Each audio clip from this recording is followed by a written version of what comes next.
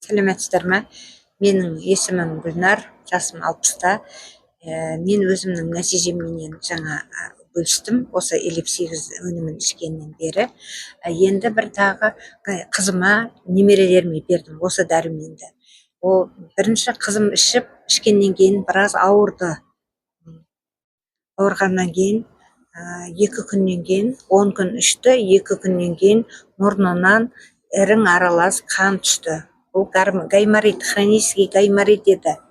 Екінші, немерелерім қазір грипп деген жүріп жатыр барлық жерде, температура түспейді, аспирин бер, парацетамол бер, барлық аурудан түспейді. Температура түспегеннен кейін осы эллипсигіз өнімінің бір таблеткасын 3-ке бөліп ішкіздім.